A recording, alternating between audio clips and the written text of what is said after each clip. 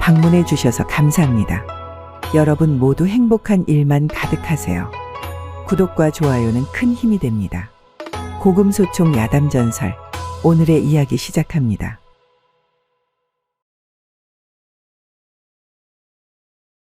어느 시골 마을에 과부 하나가 살고 있었는데 젊은 머슴 하나를 종으로 거두고 있었답니다.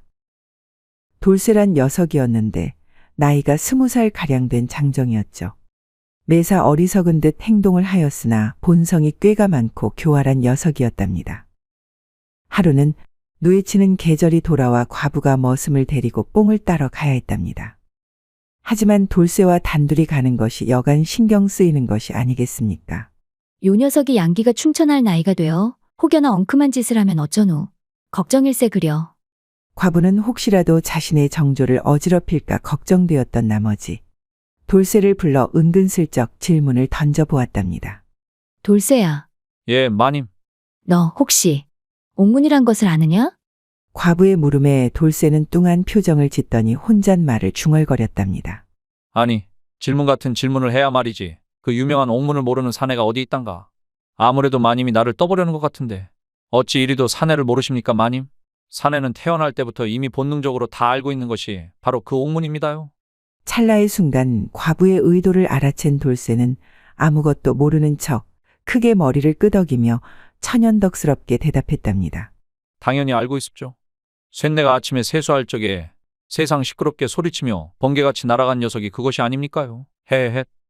해벌쭉 웃는 얼굴로 답을 하는 돌쇠의 모습에 과부는 빙그레 미소를 짓더니 안도의 한숨을 내쉬며 생각했답니다.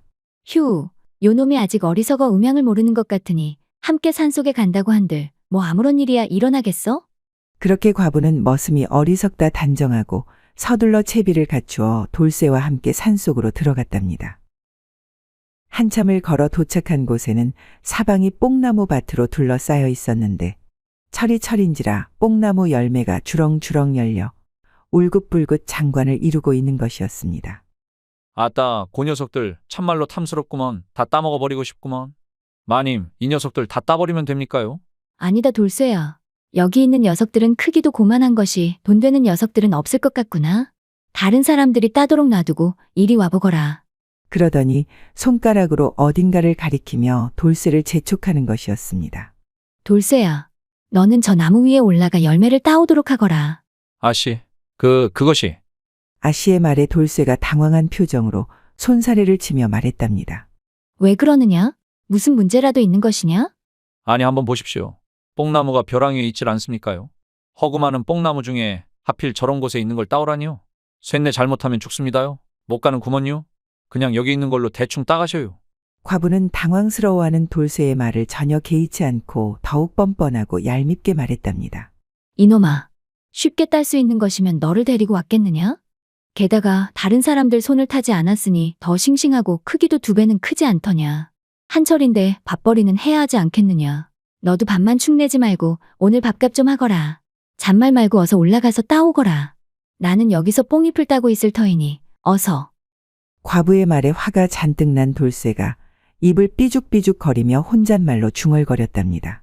저놈의 과부가 오늘 왜 저러는 것이야? 벌써 그날인겨? 오늘따라 나를 못 괴롭혀서 안달난 것 같구만 그래. 돌쇠는 속으로 연신 과부를 씹으며 마지못해 벼랑을 오르기 시작했답니다. 하지만 급한 경사에 몇 번을 미끌리고 다치는 상황이 계속되자 속에선 부하가 점점 치밀어 오르고 과부에 대한 미움이 점점 커지기 시작하였죠. 환장하겠구먼. 이럴 거면 혼자 올 것이지 뭐 한다고 나를 데리고 온 것이오. 음이 정말 화딱지 나는구먼. 그렇게 몇 번을 시도한 끝에 겨우 한 길 정도 올라갔을 때였답니다. 으아. 순간 돌쇠가 발을 헛디디는가 싶더니 벼랑 아래로 굴러 떨어져 버린 것이었습니다. 돌쇠야, 괜찮은 것이더냐? 살려주셔요 마님. 쇳내 죽겠구먼요. 어디가 어떻게 다친 것이야? 어디가 아픈 게야? 아이고, 이걸 어쩌지? 놀란 과부가 어찌할 바를 몰라 허둥지둥 돌쇠의 몸만 연신 주무르며 쩔쩔매고 있으니 돌쇠가 금세라도 숨이 끊어질 것처럼 헉헉거리며 말하였답니다. 마님, 이러다 쇳내 오늘을 못 넘길 것 같구먼요. 돌쇠야, 정신 차리거라. 내가 어찌하면 되겠느냐? 어서 말해보거라. 마님, 이 산 아래 암자에 가면 신령한 의원이 있다고 들었습니다요. 아씨께서 찾아가서 치료 방법을 여쭤봐 주시지 않겠습니까? 의원이 있다니 정말 다행스러운 일이구나. 잠시만 기다리거라. 내 얼른 다녀올 것이니. 신음을 삼키며 고통스러워하는 돌쇠의 모습에 앞뒤 가릴 것 없이 과부는 의원을 찾아 냅다 뛰기 시작했답니다. 잠시 후 과부의 모습이 보이지 않게 되자 당장이라도 죽을 것 마냥 바닥을 뒹굴며 고통스러워하던 돌쇠의 신음소리가 잦아드는가 싶더니 어느새 아무 일 없었다는 듯이 먼지를 툭툭 털고 일어나서는 주위를 살피며 음흉한 눈빛으로 말하는 것이었답니다. 아씨, 속으셨지요? 이놈이 오늘 아씨의 버릇을 단단히 고쳐드릴 거구먼요. 암만 제가 머슴이라고는 하나 오늘 일은 좀 너무했어라. 오늘 제가 매운맛이 뭔지 똑똑히 알려드리겠구먼요.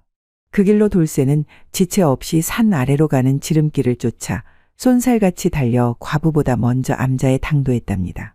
그리고선 황급히 삿갓을 뒤집어 쓰고 단정하게 앉아 과부가 오기만을 기다리고 있었죠. 때마침 과부가 숨을 거칠게 몰아쉬며 암자에 들어서는 것이 보였는데 이에 돌쇠가 더욱 자세를 근엄하게 고쳐 잡고선 헛기침을 하며 과부의 시선을 끌기 시작했답니다. 여기, 이에 의심도 하지 않고 과부가 의원을 향해 덥석 절을 올리더니 근심스러운 얼굴로 다급히 묻기 시작하는 것이었습니다. 우리 집 머슴이 뽕나무 열매를 따려다 벼랑에서 굴러 떨어져 크게 다친 것 같사온데 이를 어찌하면 좋겠습니까?